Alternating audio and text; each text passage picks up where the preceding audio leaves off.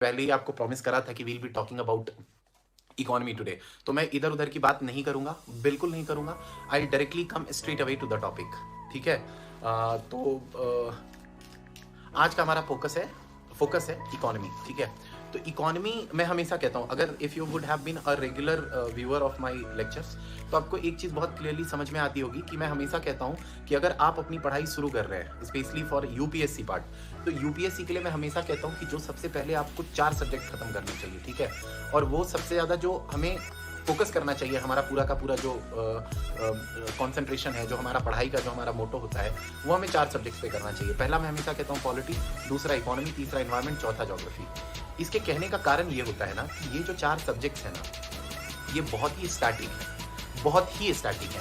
Static कहने, अरे हाँ बाबा, जय जय सीताराम, गलती हो गई, आज मैं भूल गया था, तो आप सभी को जय जय सियाराम। शुरू करते हैं। तो ये जो 4 सब्जेक्ट हैं इतने ज़्यादा स्टैटिक होते हैं कि इनमें वेरिएबिलिटी बहुत कम होती है। जैसे अगर हम बात करें कि कॉन्स्टिट्यूशनल अमेंडमेंट बिल कैसे होता है, तो बिल का एक प्रोसेस है जो कि जल्दी चेंज नहीं होगा। उसी तरीके से इकोनॉमी एक ऐसा सब्जेक्ट है ना कि जिनमें चेंजेस आने में over a period of time लगता है। और हमारा जो फोकस होता है पेपर के लिए, वो मैक्सिमम 4 से 5 साल, 6 साल, इससे ज़्यादा कोई प्रिपरेशन मोड में नहीं रहता। There are certain people who can go ज़्यादा, लेकिन मेरा यही कहना है कि 4 से 5 साल का एक एवरेज पीरियड होता है, 3 से 4 साल का, जिसमें एक एस्पिरेंट लग करके तैयारी करता है। तो इसलिए मैं कह रहा हूँ कि इकोनॉमी इन दैट रेस्पेक्ट, चूंकि मैं दर्शन का भी थोड़ा विद्यार्थी हूँ, थोड़ा क्या मतलब, दर्शन मुझे पसंद है, तो दर्शन में यही कहा जाता है कि ब्रह्म सत्य जगत मिथ्या, अर्थात कि with respect to Brahma everything is relative. और इस दुनिया का भी हाल वही है। ठीक है, इस दुनिया का भी हाल वही है कि जब भी हम किसी चीज के बारे में बात करेंगे ना, तो इसके रेफरेंस में हमेशा किसी चीज के बारे में बात करेंगे। तो इकोनॉमी इतनी स्टैटिक हो जाती है, जैसे इन्फ्लेशन का कॉन्सेप्ट, वो तो नहीं बदलेगा। आरबीआई एक्ट के जो प्रोविजन है वो जल्दी नहीं बदलेंगे। क्यों? क्योंकि दैट विल टेक प्रोसेस। और आरबीआई एक्ट की जब बात करें तो ऑब्वियसली उसके लिए हमें एक बिल प्रपोज करना पड़ेगा। बिल प्रपोज करने के बाद उसमें चेंजेस आएंगे, फिर महामहिम का उस पर एसेंट आएगा। जब वो एसेंट दे देंगी तब जाकर के वो बिल से एक्ट बनेगा। तो ये सारी चीजें जो होती हैं ना, जब हम इनको कंसोलिडेट करके देखते हैं तो हमें ये समझ में आता है कि इकोनॉमी इज मोर और less a very static subject. लेकिन हाँ, जहाँ डायनेमिसिटी है मैं वहाँ पे जरूर बताऊंगा। जब मैं कहता हूँ स्टैटिक है, बेसिक जो है उसका स्टैटिक है, तो इसका पर्पस ये नहीं है कि इकोनॉमी बिल्कुल स्टैटिक है। डायनेमिक पार्ट जो होता है उस स्टैटिक से लिंक करके आता है। तो हम डायरेक्टली आते हैं कि इकोनॉमी को पढ़ना कैसे और क्यों इंपॉर्टेंट हो जाता है। पहला तो इकोनॉमी हाईली स्टैटिक होने के कारण हमारे लिए बहुत ही फेवरेबल हो जाता है। क्यों? क्योंकि अगर हम उस पर अपना टाइम लगाएंगे तो उसका यील्ड बहुत हाई है। वो कहते हैं ना कि अगर हम उस पर फोकस करें, समय करें, टाइम दें, तो उससे बेटर रिजल्ट आता है। सम पीपल आर सेइंग कि मेरी आवाज नहीं आ रही है। अगर मेरी आवाज नहीं आ रही है तो प्लीज एक बार और कंफर्म कर दें मुझे, एक बार हाँ या ना बोल दें। I'll wait.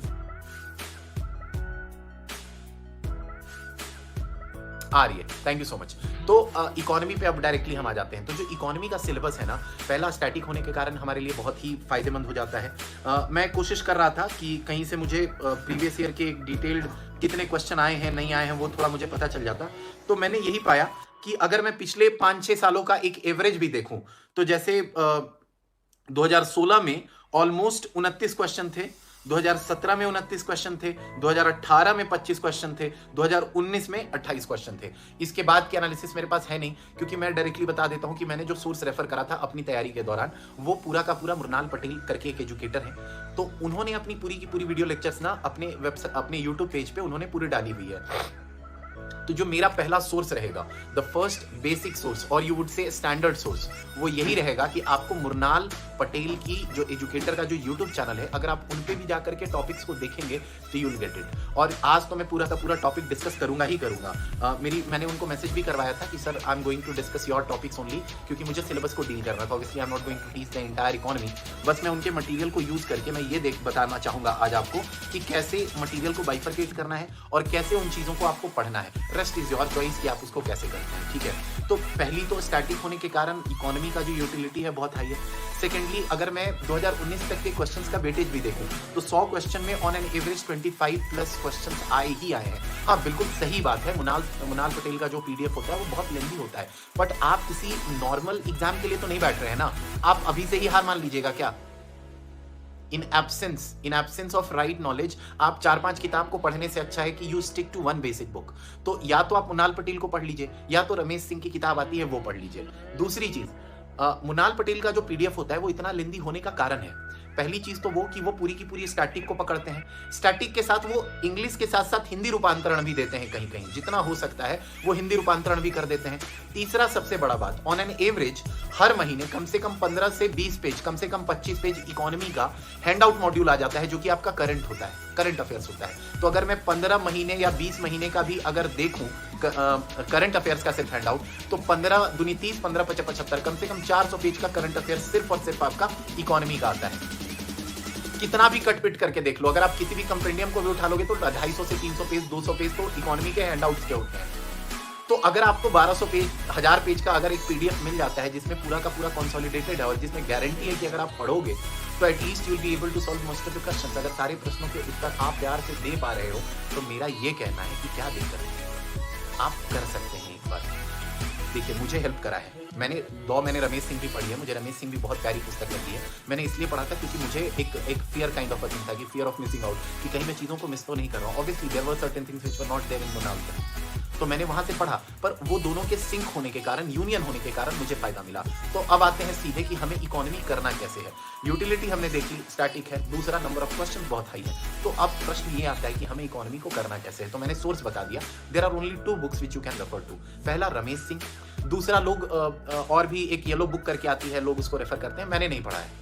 To be very fair, मैंने नहीं पढ़ा, ऑनेस्टली मैंने नहीं पढ़ा, इसलिए आई कैन नॉट इवन से कि आप पढ़िए या मत पढ़िए। हाँ, मेरा चश्मा येलो जरूर है, पर इसका मतलब ये नहीं है कि आपको येलो बुक पढ़ लेनी है, ठीक है।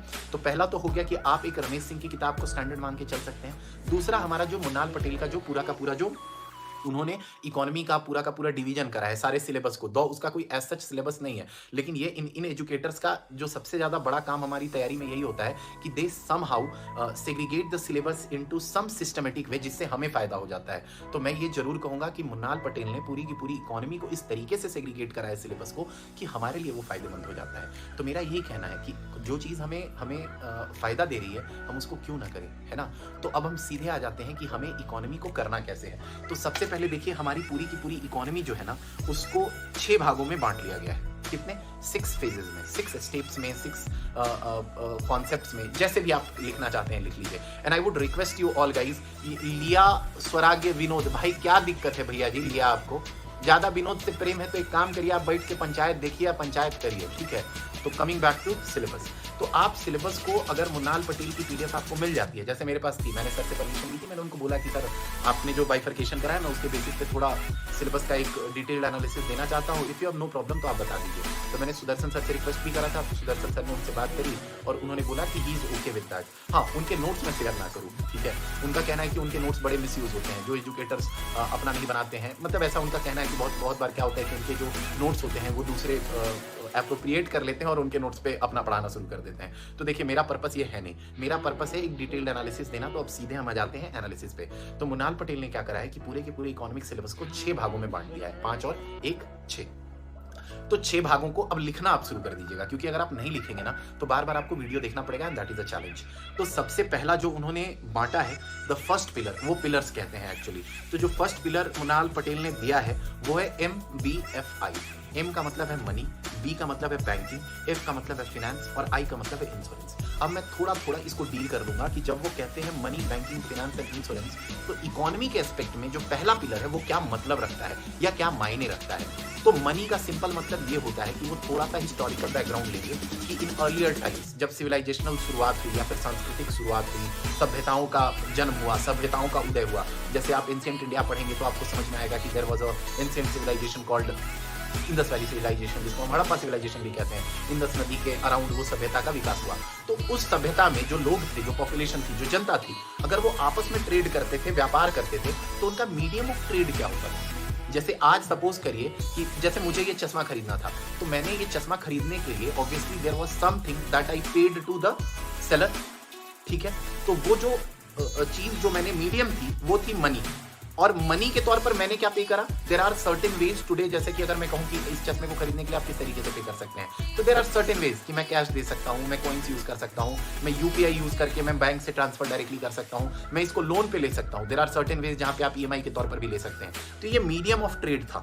तो उन्होंने, उनके कहने का पर्पस ये था कि जब आप मनी की बात करोगे तो मनी का पूरा जो हिस्टोरिकल बैकग्राउंड है, राइट फ्रॉम सिविलाइजेशनल हिस्ट्री, कि सभ्यताओं में शुरू में कैसे हुआ। तो पहले बार्टर सिस्टम होता था कि सपोज करिए कि मेरे पास, मुझे सेब चाहिए और आपके पास सेब है, और सामने वाले को सपोज करिए कि आम चाहिए और मेरे पास आम है, तो हम दोनों ने आपस में तोल मोल कर लिया और उसका कर लिया। लेकिन फिर आपको चैलेंजेस बताए जाएंगे कि इस बार्टर सिस्टम के कितने लिमिटेशंस थे, कितने चैलेंजेस थे, और ऐसे करके वो पूरा का पूरा टाइमलाइन पे आएंगे कि कैसे मनी का विकास हुआ। और सोचिए, right from barter system in terms of कौड़ी एंड ऑल एवरीथिंग। पुराने जमाने में आप सुनते होंगे, जो हमारे दादा परदादा जो लोग हुआ करते थे, वो कहते थे कि बेटा आज तक तू लोग पैसा, रुपया, 500 के नोट, 1000 के नोट में खरीदारी करता रहा। हमनी के समय में था आना, चवन्नी, आप कौड़ी से खरीदात रहे। भोजपुरी बोलता हूं मैं, हमारे पापा भी भोजपुरी बोलते हैं, तो पापा बताते हैं कि उनके दादा, उनके परदादा जो थे वो इस तरीके से बताया करते थे। तो कौड़ी तक में बार्टर सिस्टम होती थी।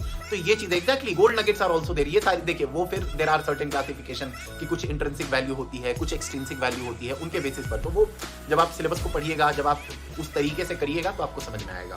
दूसरा है हमारा बैंकिंग। बैंकिंग जो है ना, banking is nothing but a place for communication between two entities. जैसे कि एक फाइनेंशियल इंस्टीट्यूशन है, देयर आर फाइनेंशियल यूजर्स, इन दोनों को कनेक्ट करके जो इन चीजों को एक प्लेटफॉर्म प्रोवाइड करेगा ना, दैट इज अ बैंकिंग। जो प्लेटफॉर्म है वो बैंकिंग है। अब इस बैंकिंग को रेगुलेट करने के लिए भी कुछ रेगुलेटर चाहिए, तो प्लेटफॉर्म प्रोवाइड करने वाले तो बहुत सारे लोग हैं। जैसे मान लीजिए कि आईसीआईसीआई बैंक, जैसे सपोज करिए कि मेरा आईसीआईसीआई बैंक में खाता है, I work with ICICI bank, तो obviously as an example I can say कि आईसीआईसीआई बैंक, तो आईसीआईसीआई बैंक में मेरा खाता है, उस खाते में अगर मैं कुछ पैसा डाल रहा हूं, तो ये जो पूरा का पूरा प्रोसेस है ना, इसके लिए एक प्लेटफॉर्म चाहिए। वो platform is for banking system. अब वो जो बैंकिंग सिस्टम को रेगुलेट करने के लिए, कि कहीं बैंक वाले हमारे साथ जाती ना करें, कुछ इनकॉन्सिक्वेंशियल कॉन्सिक्वेंसेज ना हो जाएं, तो इन सारी चीजों को रेगुलेट करने के लिए there is a regulatory body which is known as RBI. हर कंट्री का अपना एक रेगुलेटरी बॉडी होगा विद टर्म्स टू, जिसको हम central bank of that country कहते हैं। हमारे केस में central bank of our country कौन सा है, जिसको हम रिजर्व बैंक ऑफ इंडिया कहते हैं। और इसका भी जब आप इतिहास में पढ़ेंगे तो इसकी भी हिस्ट्री 1935 से उठ करके आती है, गवर्नमेंट ऑफ इंडिया एक्ट से।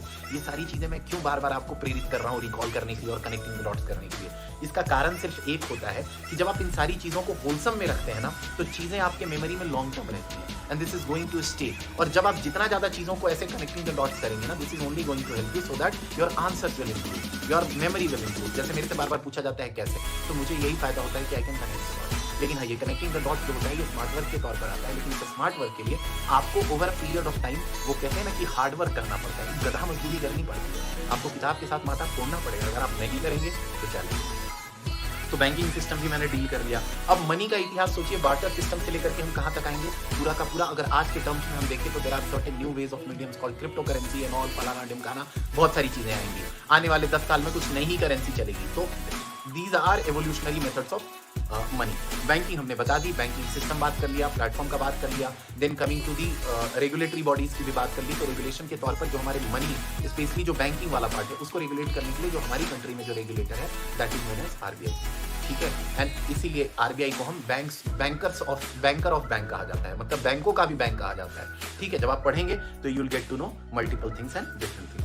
जब हम फिनेंस की बात करेंगे तो फिनेंस सुनते ही ना एक टर्म बड़ा क्लियर कट आता है कि loan, lending and all these things. तो फिनेंसिंग वाला पार्ट जो है पूरा का पूरा हमारे लोन, बोरोइंग एंड इन सारी चीजों से आता है, स्टॉक, ट्रेड एंड ऑल, इन सारी चीजों से। स्टॉक मार्केट, ट्रेड मार्केट, फिर आपका एनएसडीएल एंड ऑल, फिर आपका national stock market, NSE, BSE, इन सारी चीजों पे आएगा। तो आपको थोड़ा सा वहां पे फोकस करना पड़ेगा। अगर मुनाल पटेल की पीडीएफ से ये चीजें आपको नहीं समझ में आती है तो you can refer Ramesh Singh for sure. Last is insurance. अब हमेशा सुनते होंगे हमारा जो पेनिट्रेशन है, इंश्योरेंस का मतलब होता है कि simply a kind of security hedged against something. जैसे सपोज करिए कि आप कार खरीदते हैं, तो कार खरीदने के समय में आप कहते होंगे कि यार हमने इंश्योरेंस लिया है। तो उस सिंपल मतलब ये होता है कि in case of any casualty, not in terms of health but also in terms of the damage to the car, there is a thing called insurance. मतलब सिक्योरिटी मिल जाती है उस चीज के अगेंस्ट में। सॉरी, तो जो इंश्योरेंस वाला पार्ट होता है वो सिक्योरिटी के टर्म पे हमें पढ़ना होता है। और जब थोड़ा सा मैं यहाँ पे डिस्कस कर लूंगा कि insurance can be any kind of a thing. अगर हम इंश्योरेंस को थोड़ा सा एक नॉच ऊपर ले जाके पढ़े तो जैसे आपने सुना होगा कि डिपॉजिट क्रेडिट गारंटी इंश्योरेंस की, उसमें होता क्या है कि जो बैंकों में भी आप पैसा रखते हैं ना, तो डीजीआईसी के तहत वो भी पैसा इंश्योर्ड होता है, जिसकी लिमिट रिसेंटली जहां तक मुझे याद है 2-3 साल पहले बढ़ा करके 1 लाख से 5 लाख तक थी। पहले वो सिर्फ 1 लाख रुपए की होती थी। तो इन केस ऑफ बैंक रन, अगर बैंक बिल्कुल डूब जाए, बिल्कुल भट्ठा बैठ जाए, तो बीपीआईसी आपका जितना भी पैसा है तो मैक्सिमम वो क्या करेगा कि 5 लाख तक की जो आपने जो सेविंग रखी है बैंक में उसकी गारंटी है उसके ऊपर की। तो this is also kind of insurance होगी। फिर हम इंश्योरेंस को एक नॉच और ऊपर लेकर के चलते हैं। तो इंश्योरेंस का भी एक इंश्योरेंस होता है जिसको आप री इंश्योरेंस कहते हो। और आप थोड़ा सा गूगल करना, सर्च करना, you will get to know कि there are many reinsurance in this country. Foreign insurance are also in this country with terms of reinsurance. एक चीज और बात कर लेता हूं इंश्योरेंस के मामले में। 150 करोड़ की हमारी जनता, रफली 150, नॉट एग्जैक्टली बट रफली 150 करोड़, 145 146 करोड़ के करीब होनी चाहिए if my memory serves me right. तो मेरा मानना है कि ऑलमोस्ट 150 करोड़ की जनता में जो हमारा लाइफ इंश्योरेंस का जो पेनिट्रेशन है ना, it is not even 3%, which is वो चीज हमें थोड़ा सा वर्क करना पड़ेगा। ठीक है, insurance is a good thing और अच्छी बात है। ठीक है, तो इस तरीके से हमारा पूरा का पूरा जो पहला पार्ट है जिसको हम पहला पिलर कह रहे हैं इकोनॉमी का, वो खत्म होता है।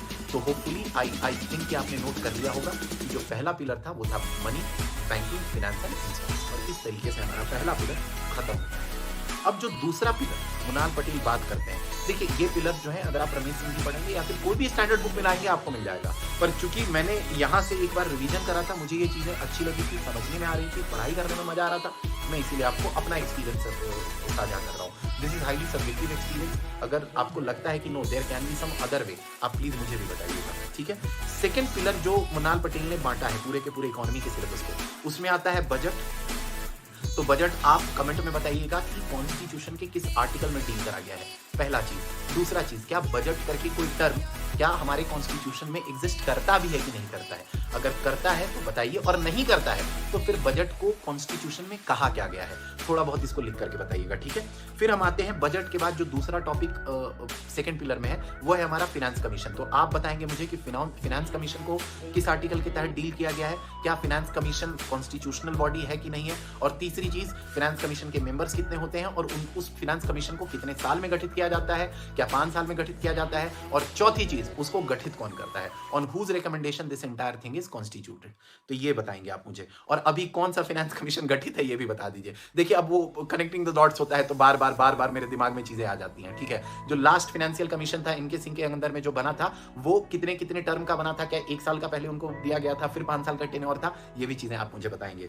और उसके बाद जो तीसरी चीज दी गई है वो है जीएसटी। अब जीएसटी भी आप मुझे बताएंगे कि वो किस आर्टिकल में है, क्योंकि रिसेंटली पहले तो आप आर्टिकल से पहले ये बताएंगे कि GST which is known as goods and service tax council, तो जीएसटी काउंसिल की बात हो रही है। तो goods and service tax council को किस कॉन्स्टिट्यूशनल अमेंडमेंट के तहत लाया गया था, पहला प्रश्न।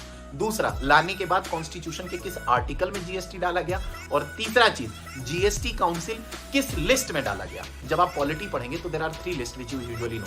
कहने को तो 4 लिस्ट आप कह सकते हैं, not actually but technically you can say there are 4 list. कैसे?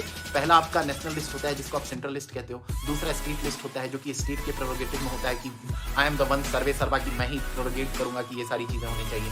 तीसरा होता है कॉन्करेंट लिस्ट जहां पर अधिकार सेंटर का भी है, सेंट्रल गवर्नमेंट, और not for central government but central legislature which is our parliament, मतलब संसद तय करती है कि कौन कौन चीजों पे करना है, और साथ में राज्य सरकारें भी कर सकती हैं।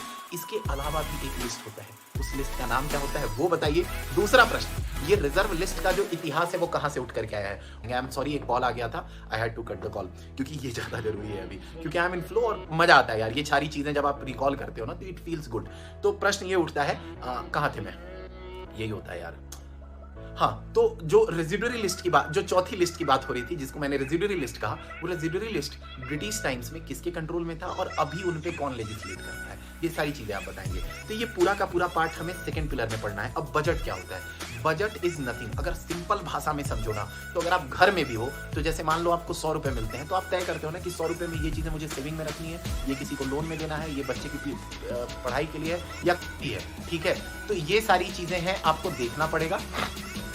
सेकेंडली हमें ये देखना होता है कि मतलब कि हम अगर हम बजट की बात करते हैं तो बजट का सिंपल मतलब ये होता है कि सरकार जो पैसा अर्न कर रही है या ला रही है तो कहां से ला रही है, और जो पैसा वो लेके आ रही है वो कहां दे रही है। यही तरीका है बजट का। This is simple thing, plus minus. ऊपर में सरकार लिखिए, एक तरफ ऐसे हेडर बनाइए, उधर लिखिए पॉजिटिव कहां से पैसा आ रहा है, इधर बनाइए निगेटिव कहां पैसा जा रहा है। अब थोड़ा और डिटेल जब आप पढ़ेंगे तो बहुत ही प्यार से बजट को ना सेग्रीगेट करा गया है, ठीक है।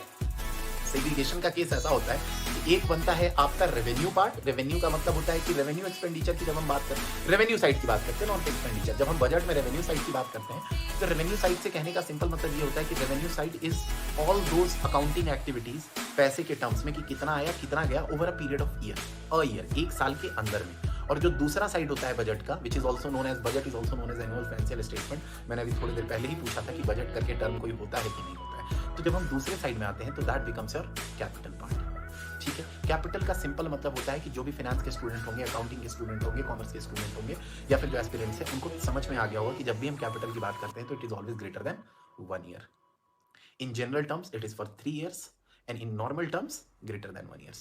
तो रेवेन्यू में भी प्लस माइनस आएगा। रेवेन्यू में कहाँ से पैसा आ रहा है, टैक्स, नॉन टैक्स, वो सारी चीजें। फिर टैक्स में direct tax, indirect tax. Direct tax में भी आपका इनकम टैक्स की बात हो रही है कि कॉर्पोरेशन टैक्स की बात हो रही है। पूरा का पूरा आपको, आप एक काम करिएगा ना, आप बजट, सरकारी बजट, इनफैक्ट अभी फरवरी में जो बजट 6-7 महीने 8 महीने पहले जो रिलीज हुई है, 10 महीने पहले, आप उस बजट को भी देखिए, ऐसे ही बाइफर्केशन मिल जाएगा। और अगर नहीं मिलता है तो I try to put it up on the drive. मैं यहाँ पर लिंक में भी इम्बेड कर दूंगा या फिर टेलीग्राम में डाल दूंगा। तो ये चीजें आप जब समझोगे ना तो it is all about understanding, मजा आता है। तो उसको उस तरीके से पढ़ना है। Second is finance commission. अब फाइनेंस कमीशन जो है एक तो सेंट्रल लेवल का भी होता है, एक स्टेट लेवल का भी होता है। अब आपके लिए सवाल ये है कि जो स्टेट फाइनेंस कमीशन का होता है वो किसके अंदर में काम करता है और उसका पर्पस क्या होता है, ये चीज आप मुझे बताएं। ठीक है, now coming back to finance commission. तो फाइनेंस कमीशन का पर्पस क्या है, एक टर्म्स ऑफ रेफरेंस या टर्म्स ऑफ कंडीशन कह लीजिए, वो सारी चीजें उनके बेसिक पर उनको काम करना होता है और हर 5 साल में एक बार। ठीक है, और over a period of time वो पूरा का पूरा अपना सजेशन देते हैं, रिकमेंडेशन देते हैं। सम ग्रांट्स होती हैं, ग्रांट्स नीड्स होती हैं, किस राज्य सरकार को कितना फंड जाना चाहिए। राज्य सरकार से कहने का मतलब है कि किस स्टेट को कितना फंड जाना चाहिए। There are certain parameters. जब आप फाइनेंस कमीशन, आप 15th फाइनेंस कमीशन का जाकर के पूरा का पूरा पैरामीटर पढ़िए कि उन्होंने कितने पैरामीटर्स पर, there are certain parameters, population के आधार पर, पॉपुलेशन में डेमोग्राफिक्स में डेवलपमेंट के आधार पर, ट्री कवर के आधार पर, इकोनॉमी एंड इकोलॉजी के आधार पर, टैक्स बेस के आधार पर, there are certain new parameters which are all entering into this entire finance commission. You can understand, you can see the enthusiasm which I'm feeling right now। मतलब मजा आता है यार। तो ये सारी चीजें आपको पढ़नी पड़ेंगी। एंड आई स्टिल रिकॉल, बार बार बैठ के लिखना पड़ता था क्योंकि हर पैरामीटर के अगेंस्ट मेरा फिर आपको एक कंपैरिजन देना पड़ेगा कि लास्ट फाइनेंस कमीशन में ये टर्म्स थे कि नहीं थे, ये पैरामीटर थे कि नहीं थे, कौन से नए पैरामीटर इंक्लूड हुए, पिछले पैरामीटर को कितना। तो ये सारी चीजें जब आप देखेंगे तो आपको समझ में आएगा। तो इस तरीके से हमारा सेकंड पिलर समाप्त होता है जिसमें हमने कवर करा है बजट, दूसरा है फाइनेंस कमीशन और तीसरा हमारा जीएसटी। अगर ये चीजें आपको समझ में आ जाती है ना तो with respect to answer I think कुछ चीजें बहुत क्लियर हो जाएंगी। You will be able to write answers properly. अब आते हैं हम तीसरे पिलर की। तो जो तीसरा पिलर है that becomes one of the most important, क्योंकि यहाँ पे हम इंटरनेशनल ट्रेड की बात करेंगे और बीओपी की बात करेंगे, which is nothing but known as BOP, balance of payment. और अगर आपने थोड़ा बहुत भी, अगर आपने इकोनॉमी पढ़ी होगी तो आपको समझ में आ रहा होगा कि देयर वाज अ क्राइसिस 1990।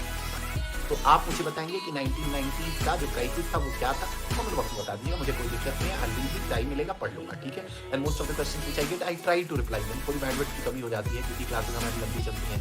जैसे आज ही हम 5 बजे के करीब में सोते हैं तो थोड़ा मतलब नहीं होता है, टायर्ड भी था मैं, बट सोचा कि नहीं, दिस इज समथिंग, मजा आता है मुझे, ये चीज़ें मैंने सोचा कि नहीं करके रहेंगे। तो इंटरनेशनल ट्रेड का सिंपल मतलब होता है कि जब भी हम इंटरनेशनल ट्रेड की बात करेंगे तो सिंपल सी बात करिए कि अगर मैंने बैरियर लगा रखा है तो क्या मैं ट्रेड कर पाऊंगा, नहीं कर पाऊंगा। तो इसका मतलब ये है कि ट्रेड में ना, इंटरनेशनल ट्रेड का सिंपल मतलब ये होता है कि एक कंट्री जब दूसरे कंट्री से व्यापार करती है तो उस व्यापार का जो चालन है, परिचालन है, वो कितनी सुगमता से हो रहा है, that is known as your अंतरराष्ट्रीय व्यापार। अब होता क्या है कि there are certain terms into it कि कोई बैरियर लगा दिया। बैरियर सिंपल मतलब सपोज करिए कि डैम है, अब इस डैम को अगर हम बंद रखेंगे तो पानी इधर से नहीं आ पाएगा, but there are certain times कि जब डैम का पानी बढ़ जाता है तो हमें ये खोलना पड़ता है और शटर खोलते ही पूरा पानी निकल जाता है। तो उस डैम के तरीके से आप समझिए कि जब हम बैरियर की बात करते हैं तो there are certain barriers which countries try to do. जैसे आप सुनते होंगे कि वो जब आप पढ़ेंगे ना इंटरनेशनल ट्रेड तो there is a body called WTO।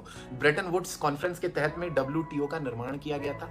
वो बना था कि नहीं बना था ये भी आप मुझे बताएंगे, क्योंकि मुझे जहां तक याद आ रहा है 1995 में जाकर के टेक्निकली, क्योंकि उससे पहले general agreement on trade and tariff चल रहा था, तो फाइनली जाके 1995 में आकर के वर्ल्ड ट्रेड ऑर्गेनाइजेशन का एक, जिसको कहते हैं ना कि रेगुलर इस्टेब्लिशमेंट, मतलब प्रॉपर प्राधिकारित रूप से आधिकारिक तौर पर अगर उसकी स्थापना हुई थी वो 1995 में हुई थी। तो ये चीज आप भी पढ़ेंगे फिर मुझे बताएंगे।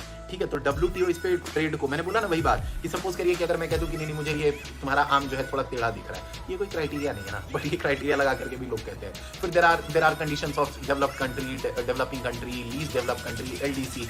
अब इन 3 कंट्रीज का भी आप वो देख लीजिएगा कि क्राइटेरिया क्या होता है चुनने का।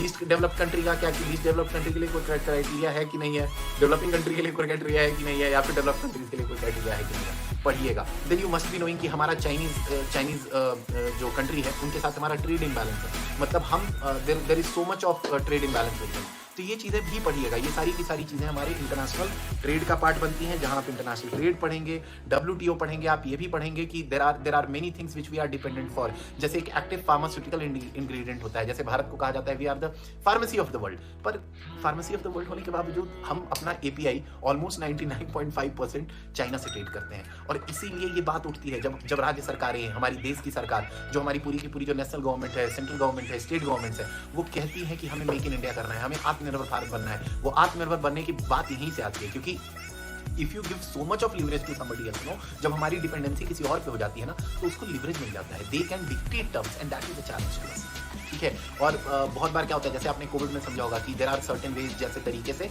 इन्वेस्टमेंट का जो प्रक्रिया होता है। जैसे ड्यूरिंग कोविड हमें ये सुनने में आया था, in those times there was a news कि चाइनीज कंट्री से बहुत सारा investment, there are certain companies which are being bought by or which are invested into them. तो मतलब ओनरशिप लेने की बात हो रही थी। तो फिर रूल्स ट्विक किए जाते हैं, इंडियन गवर्नमेंट फिर वो रूल्स बदलती है कि यहाँ से अगर आप आ रहे हो तो पहले परमिशन लेना पड़ेगा। ये सारी चीजें आपका पूरा का पूरा इंटरनेशनल ट्रेड BOP में और WTO वाले पार्ट में पढ़ना होता है। यहीं पे सर्टेन ऑर्गेनाइजेशन की आप पढ़ेंगे, जैसे मैंने ब्रेटन वुड्स की बात करी, तो यहाँ पे IMF और वर्ल्ड बैंक की भी पढ़ना पड़ेगा। तो ये सारी चीजें भी आपको करनी पड़ेंगी। और इस तरीके से हमारा 3 पिलर जो है इकोनॉमी का खत्म होता है। अब हम आते हैं चौथे पिलर पर, 3 और रह गया है, उनमें ज्यादा कुछ नहीं है, मेन पिलर्स यही थे 3। इसके बाद है चौथा pillar which is sectors, GDP, inflation and micro economics. 5वां है का आपका इंफ्रास्ट्रक्चर और लास्ट है आपका ह्यूमन रिसोर्स HRD। अब आते हैं चौथे पे। जब चौथे में जो पहला पार्ट है ना, वो है हमारा sectors of economy. Sectors of economy से कहने का सिंपल मतलब ये होता है कि जो कार्य हो रहा है ना, उस कार्य को हम अर्थशास्त्र के भाषा में किस तरीके से विभक्त कर सकते हैं। तो पहला बनता है हमारा प्राइमरी एक्टिविटी, जिसको हम मूलभूत कार्य भी कहते हैं। दूसरा बनता है सेकेंडरी, तीसरा बनता है टर्शियरी, और उसके बाद तो क्वार्टरनरी, और पता नहीं फिर तो आप वो कहते हैं ना कि रोमन संख्या में वैल्यू बढ़ाते जाइए और नाम बनता जाएगा।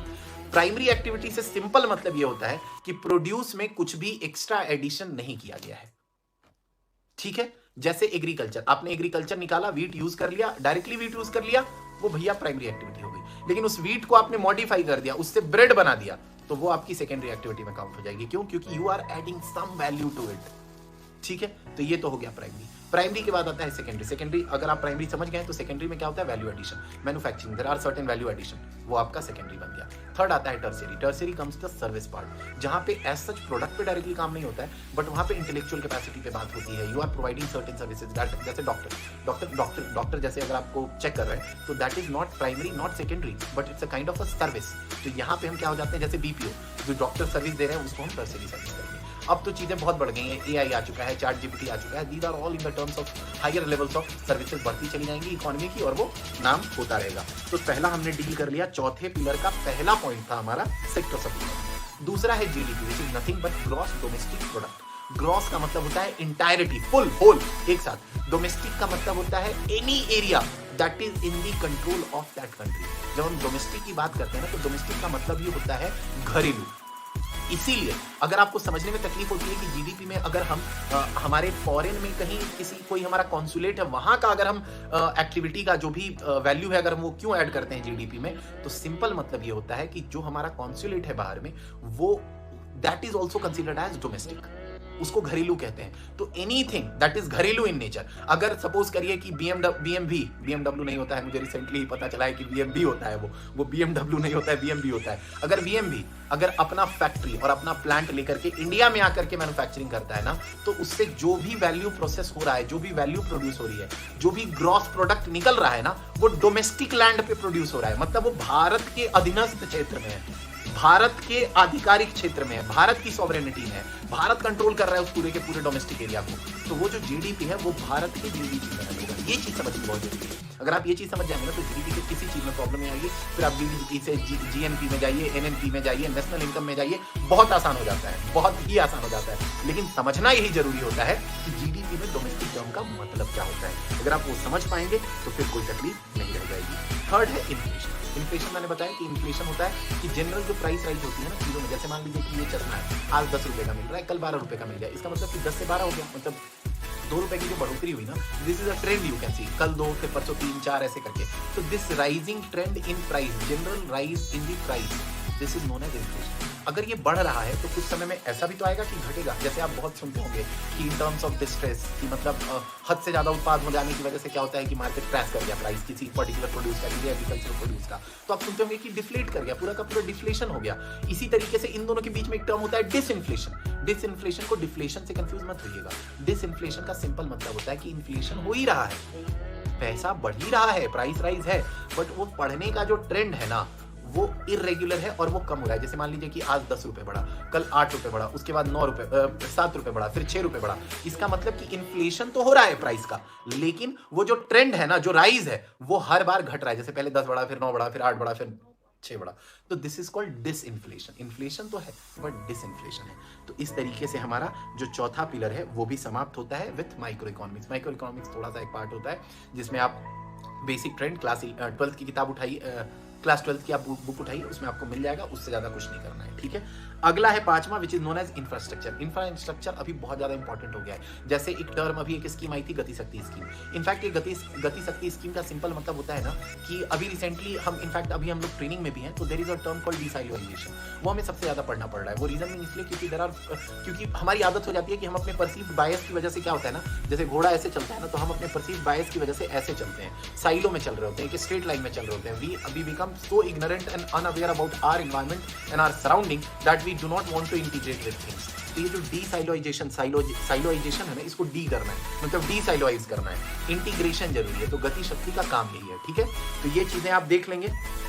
और इस तरीके से हमारा जो इंफ्रास्ट्रक्चर में जो मल्टीपल सेक्टर, इंफ्रास्ट्रक्चर का सिंपल मतलब होता है कि something which is contribution to your living, जैसे railway, port, road network, Parvatmala scheme, Bharatmala scheme, उड़े देश का आम नागरिक, जो उड़ान भी है, that is also kind of infrastructure. तो ये सारी चीजें यहाँ से, फिर आप अभी रिसेंटली हम लोग अभी इनफैक्ट अभी क्या पढ़ रहे थे हम लोग, रेलवे का एक जो दिल्ली मेट्रो या दिल्ली मेट्रो पढ़े MMRTS, और आज जो हम लोग पढ़ रहे थे national capital region transport, railway transport, हाँ RRTS, रीजनल रेलवे या फिर रैपिड, हाँ रीजनल रैपिड ट्रांसपोर्ट सिस्टम। तो RRTS, these are something which are from foreign. अब हमारी कंट्री में भी इतनी डेवलपमेंट हो रही है कि हम इन सारी चीजों को देख रहे हैं। तो these all become a part of your infrastructure. और इंफ्रास्ट्रक्चर किसी भी कंट्री के लिए सबसे ज्यादा जरूरी होता है, बिकॉज इट इंश्योर्स कि आपकी जो सोशल एमिनिटीज है ना वो इंटीग्रेटेड रह सके। सपोज करिए कि आपको कोई तकलीफ होती है, कोई मेडिकल इमरजेंसी आती है और रोड ही नहीं, कैसे जाएंगे? इसीलिए इंफ्रास्ट्रक्चर। सिर्फ रोड को इंफ्रास्ट्रक्चर मत समझिएगा, ये जो हम कम्युनिकेशन भी कर पा रहे हैं ना, ये जो कम्युनिकेशन जिस डिजिटल माध्यम से हो पा रहा है जियो की क्रांति के कारण, तो वो जियो अब क्या अपने घर से खरीद के ला रहा है क्या? वो एक बैंडविड्थ होता है जो सरकार ऑक्शन करती है, और उस बैंडविड्थ को फिर क्या होता है, उसके यूज से 5G डेटा, अब तो मल्टीपल 6G का भी अब प्रावधान आ रहा है, 5.5G का भी प्रावधान आ रहा है। तो even this medium of communication that I am using to communicate with you all guys और विद ऑल फ्रेंड्स, ये भी एक टाइप ऑफ इंफ्रास्ट्रक्चर ही है, डिजिटल इंफ्रास्ट्रक्चर। तो ये कंफ्यूज मत होइएगा कि इंफ्रास्ट्रक्चर का मतलब सिर्फ एक फिजिकल के तौर पर रोड, रेलवे, ट्रांसपोर्ट, हवाई जहाज, यही सब होता है, नहीं होता। डिजिटल भी आपका जो है वो भी एक फॉर्म ऑफ इंफ्रास्ट्रक्चर आता है, ठीक है। और इसके बाद आता है लास्ट आपका HRD।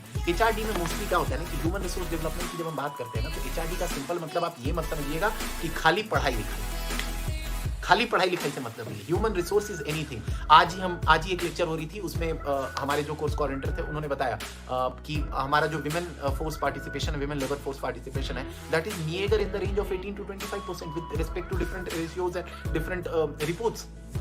और आपको पता है कि अगर हम इस विमेन फोर्स, लेबर फोर्स का जो पार्टिसिपेशन है, अगर हम 18 से अगर हम 50 पे लेके चले जाते हैं, तो हमारी जो ओवरऑल GDP है, विच इज अराउंड 3 ट्रिलियन, वो 1/3 बढ़ जाएगी। इसका मतलब कि सीधे 4 हो जाएगा।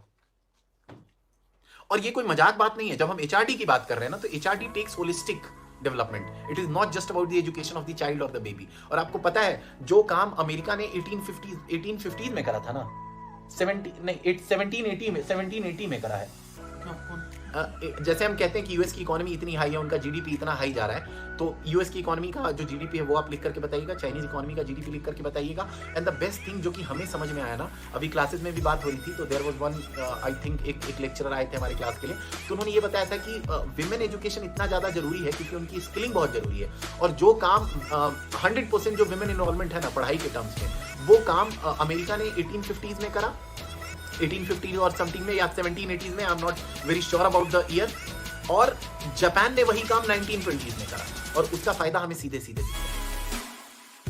तो एचआरडी का है सिंपल मतलब holistic development, not just about the education. भी है ना कि फीमेल लेबर फोर्स पार्टिसिपेशन 50 होगा तो 1/3 बढ़ जाएगा हमारा इकोनॉमी। आज वही सर तो बता रहे थे हमारे डायरेक्टर सर, हाँ डायरेक्टर सर हमारे बता रहे थे कि अगर आप विमेन फोर्स का जो पार्टिसिपेशन है, जो भी अभी है हमारा, अगर वो 50% भी कर देते हैं, which is the global average, हम वर्ल्ड एवरेज की बात कर रहे हैं, हम बेस्ट करने की भी बात नहीं कर रहे हैं, सिर्फ 50% बढ़ा देना, 50% पर भी ले आए जो बैरियर है, तो हमारा जो इकोनॉमिक जीडीपी है वो 1/3 बढ़ जाएगा। और हम 5 ट्रिलियन इकोनॉमी की बात करते हैं, तो ऐसे ही नहीं बढ़ेगा बाबू, करना पड़ेगा, मेहनत करे पड़ा है, ठीक है ना। तो चलिए इसी के तरीके से आज का जो पूरा का पूरा जो डिटेल्ड सिलेबस था वो हमने डिस्कस कर लिया है, and hopefully it has gone, थोड़ा लंबा चला गया है, उसके लिए माफ़ी चाहूँगा।